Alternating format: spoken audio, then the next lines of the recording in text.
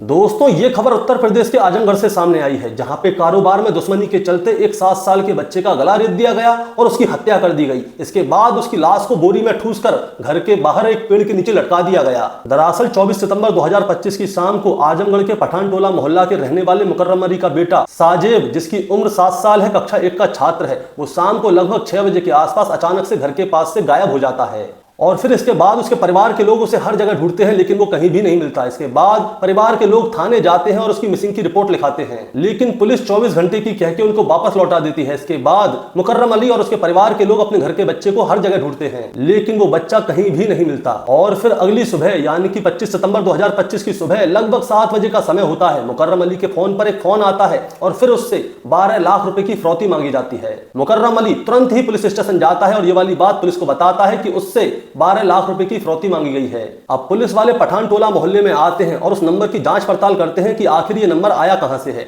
और आसपास के लोगों से पूछताछ करते हैं। और जब पुलिस वाले आसपास के लोगों से पूछताछ कर रहे थे तो समय हो रहा होता है 11 बजे, और 11 बजे पुलिस वालों की नजर पड़ती है एक घर के सामने एक पेड़ के ऊपर, जहां पे एक बोरा लटका हुआ होता है और उस बोरे में से एक हाथ बाहर निकल रहा होता है। अब पुलिस की टीम जल्दी से उस बोरे को नीचे उतारती है और उसे खोल के देखते हैं तो पता चलता है कि उसमें कोई और नहीं, वही 7 साल का बच्चा साजेब है, और वो मर चुका है और उसकी हत्या गला रेत कर की गई है। इसके बाद पुलिस वाले उस घर पे जाते हैं जिस घर के सामने इसकी लाश लटकी हुई थी। उसकी छत पर भी खून के निशान थे, और ये घर किसी और का नहीं बल्कि शैलेंद्र निगम उर्फ मिंटू का था, जो कि मुकर्रम अली का पड़ोसी था और मुकर्रम अली के बेटे से बहुत प्यार करता था, उसके साथ खेलता था। और जैसे ही पता चलता है कि उस 7 साल के बच्चे साजेब की हत्या किसी और ने नहीं बल्कि शैलेंद्र ने की है, तो पुलिस उसे ढूंढना शुरू कर देती है और उसके फोन को सर्विलांस पे डालती है। और दोस्तों रात को लगभग 10 बजे के आसपास का समय होता है। पुलिस किटई के पास डेंटल कॉलेज है, वहां पे चेकिंग कर रही होती है, और तभी पुलिस वाले देखते हैं कि शैलेंद्र और उसका भाई राजा एक साथ आ रहे हैं। तभी पुलिस उनको जैसे ही पकड़ने के लिए उनके पीछे भागती है,